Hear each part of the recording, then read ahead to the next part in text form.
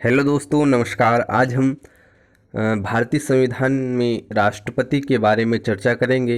राष्ट्रपति की पदावधि, निर्वाचन और कार्यकाल तथा उनकी कौन कौन सी योग्यताएं तथा उनके महाभियोग के बारे में चर्चा करेंगे, जो अनुच्छेद 52 से लगभग 63 या 62 तक दिए गए हैं। तो सबसे पहले हम राष्ट्रपति के अनुच्छेद 52 से शुरुआत करते हैं, जिसमें राष्ट्रपति के पद का प्रावधान दिया गया है। दोस्तों, यह पूरी प्रक्रिया समझने के पहले आपको ये जो सामने जो आपकी दिख रहा है, इस ट्रिक को समझना चाहिए, क्योंकि इससे आपको आसानी रहेगी। जैसे आर्टिकल 12, पहले हम ट्रिक को देख लेते हैं। पकानी कोका दुयो दशम,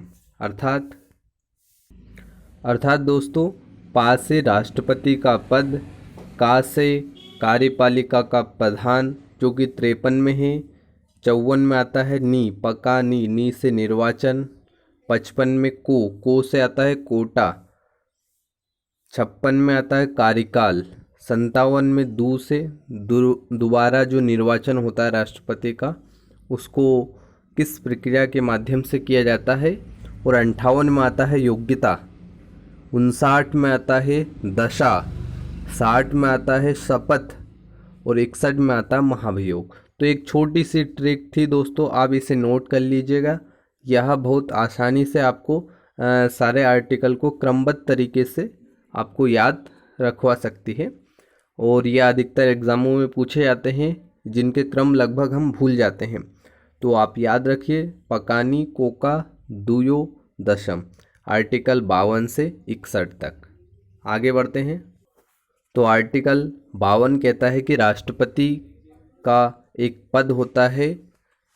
आर्टिकल 53 कहता है कि संघ की कार्यपालिका शक्ति राष्ट्रपति में निहित होती है, जिसका प्रयोग वह प्रधानमंत्री और मंत्रिपरिषद की सलाह के अनुसार करता है।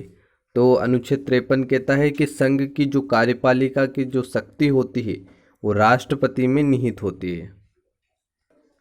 अनुच्छेद 54 कहता है दोस्तों, राष्ट्रपति का निर्वाचन मंडल, इसमें संसद और विधानसभाओं के निर्वाचित सदस्य भाग लेते हैं। 70वां संविधान संशोधन 1992 द्वारा दिल्ली और पुडुचेरी को इसके अंतर्गत शामिल किया गया। तो आपको याद रखना है दोस्तों कि जो आर्टिकल 54 में राष्ट्रपति का निर्वाचन है, और यह निर्वाचन एकल संक्रमणीय अनुपातिक पद्धति के द्वारा अप्रत्यक्ष रूप से गुप्त मतदान होता है। तो जिसमें लगभग जो 70वां संविधान संशोधन था 1992 में जो हुआ, उसमें दिल्ली और पुडुचेरी को भी शामिल कर लिया, जिसमें निर्वाचित सदस्य राष्ट्रपति के चुनाव में भाग लेते हैं। आगे बढ़ते हैं दोस्तों। राष्ट्रपति के निर्वाचन में मनोनीत तथा विधान परिषदों के सदस्य भाग नहीं लेते। तो दोस्तों, आपको याद रखना है कि जो राष्ट्रपति के चुनाव में निर्वाचित मनोनीत विधान परिषद के जो सदस्य होते हैं वो भाग नहीं लेते। दोस्तों, अनुच्छेद 55 में आते हैं। इसके पहले हम थोड़ा इसी चर्चा कर लेते हैं। दोस्तों, कुछ इम्पोर्टेंट फैक्ट देख लेते हैं। जैसे राष्ट्रपति का निर्वाचन एकल संक्रमणीय अनुपातिक पद्धति के द्वारा अप्रत्यक्ष रूप से गुप्त मतदान किया जाता है। तो दोस्तों, अनुपातिक पद्धति क्या होती है, इसके बारे में चर्चा करेंगे। इस पद्धति द्वारा चुनाव में खड़े सभी उम्मीदवारों को वरीयता क्रम में वोट देना होता है। यह होती अनुपातिक पद्धति, अर्थात अनुपात के द्वारा इसमें वोट डाले जाते हैं, एक क्रमिक वरीयता के रूप में डाले जाते हैं। अब आते हैं दोस्तों, एकल संक्रमणी क्या होता है। तो इसके द्वारा सबसे कम मत पाए उम्मीदवार के वोट को लेकर अधिक वोट पाए उम्मीदवार के वोट में जोड़ दिया जाता है। इसे कहते हैं एकल संक्रमणी।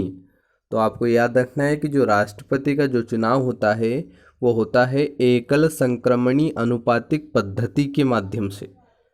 प्रथम चरण की मतगणना, इसमें उम्मीदवार की पहली वरीयता सूची गिनी जाती है। पहले उम्मीदवार की जो वरीयता सूची है उसको गिना जाता है। द्वितीय चरण में इसमें द्वितीय वरीयता सूची गिनी जाती है। यह प्रथम चरण में मत बराबर होने के बाद होता है।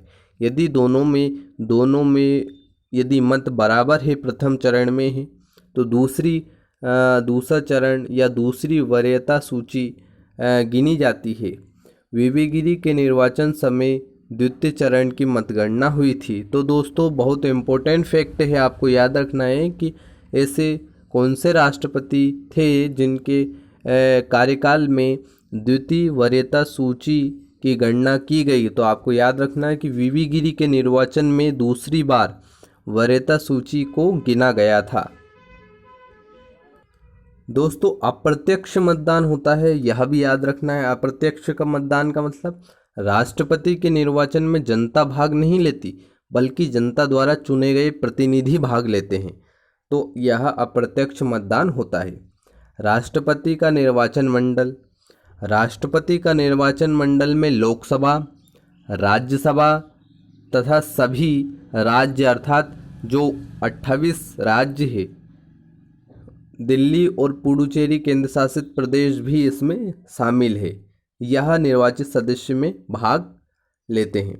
विधान परिषद तथा राज्यसभा के 12 मनोनीत सदस्य तथा लोकसभा के 2 एंग्लो इंडियन राष्ट्रपति के निर्वाचन में भाग नहीं लेते हैं। तो आपको याद रखना है कि जो विधान परिषद तथा 12 मनोनीत सदस्य जो कि राज्यसभा के हैं और 2 लोकसभा के मनोनीत सदस्य वह भी राष्ट्रपति के चुनाव में भाग नहीं लेते।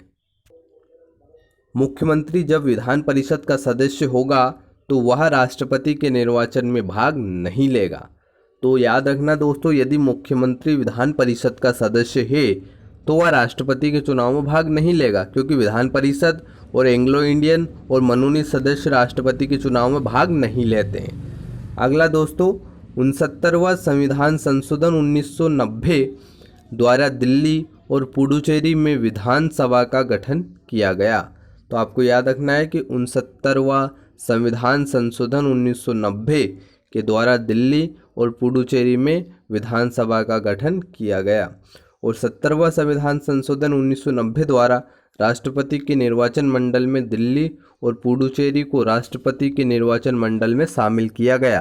तो आपको यह याद रखना है दोस्तों, पुडुचेरी और दिल्ली राष्ट्रपति के निर्वाचन में भाग लेते हैं, क्योंकि यहाँ विधानसभा का गठन किया गया। कब किया गया? तो 69वें संविधान संशोधन 1990 के माध्यम से। आगे बढ़ते हैं दोस्तों। अब आते हैं दोस्तों अनुच्छेद 55 निर्वाचन की विधि। निर्वाचन हमने देखा कि एकल संक्रमणीय अनुपातिक मत पद्धति के माध्यम से होता है। इसे थॉमस हेयर ने दिया। तो आपको बहुत महत्वपूर्ण बात याद रखना है दोस्तों कि राष्ट्रपति के जो निर्वाचन की जो प्रक्रिया होती है एकल संक्रमणीय अनुपातिक पद्धति, उसका सृजन किसने किया था? तो थॉमस हेयर ने इसको दिया था और इसलिए इसे हेयर पद्धति भी कहा जाता है। आगे बढ़ते हैं दोस्तों। निर्वाचन की विधि के अंतर्गत भारत में अनुपातिक समानता को रखा गया। राष्ट्रपति के निर्वाचन में एक एमएलए या विधायक का मत मूल्य उस राज्य की कुल जनसंख्या का अनुपात जो कि 1971 के समय की थी, उस राज्य की विधानसभा की कुल निर्वाचित सदस्यों की संख्या का 1000वां होती है। तो आपको याद रखना है कि विधायक के मत के मूल्य की तुलना से राष्ट्रपति के निर्वाचन की मत गणना की जाती है।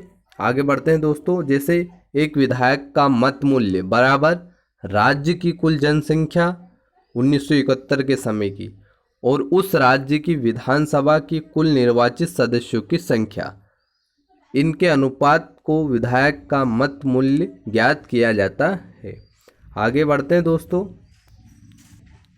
राष्ट्रपति के निर्वाचन में वैध मतों का कोटा निकाला जाता है तथा वरीयता के आधार पर मत मूल्य हासिल किया जाता है। वरीयता में जितने उम्मीदवार होते हैं उतने मत देने का अधिकार होता है। तो दोस्तों आज हमने वीडियो थोड़ा लंबा हो जाएगा तो आज हम यहीं तक रखते हैं। आपने वीडियो को पूरा देखा इसके लिए धन्यवाद। और यह जो फैक्ट है जो मैंने ट्रिक बताई थी, यदि उसके अनुसार आप पढ़ेंगे तो निश्चित ही आपको सरलता से याद हो जाएगा। और वीडियो को अपने सभी दोस्तों के साथ शेयर कीजिए और कमेंट करिए और बताइए किस प्रकार के वीडियो आप देखना पसंद करेंगे।